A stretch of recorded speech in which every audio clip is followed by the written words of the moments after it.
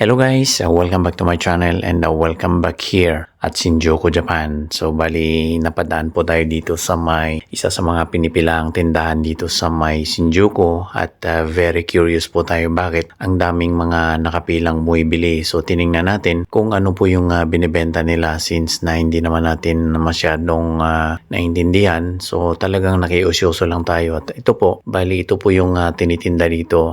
One of the best delicacy nila dito sa may Japan, especially here in Shinjuku, which is the Metarashi Dango. Yan po yung pangalan ng pagkain na to, or one of the best delicacy na natikman namin dito sa may Japan, especially here in Shinjuku, since na talagang pinipilahan ito at bumili rin po tayo. So yan ang mga naka-display na yan. That indicates kung anong flavor yung gusto nyo. So mayroon siyang syrup at mayroon din siyang parang paste. So sa paste ay natikman namin dyan is yung beans, tapos mayroon siyang parang maple syrup, pero yung lasa niya ay talagang masarap, pati yung pinaka balls niya ay napakalagkit at napaka-smooth, ang sarap. Kaya naisip namin baka ito yung palitaw kagaya doon sa atin. Pero ito talagang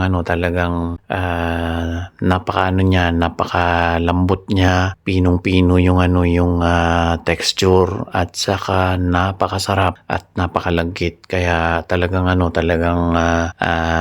nag-enjoy kami diyan sa nabili namin. So kaya sabi ko sa misis ko, bibili tayo niyan, dadalhin natin at iuwi natin sa may hotel natin para doon ay makain natin kapag after ng meal natin. Thank you very much for watching guys. Please like and share this video kapag nagustuhan po ninyo, and don't forget to drop a comment kung taga saan po kayo para malaman ko saan inabot tong video na to. Salamat po.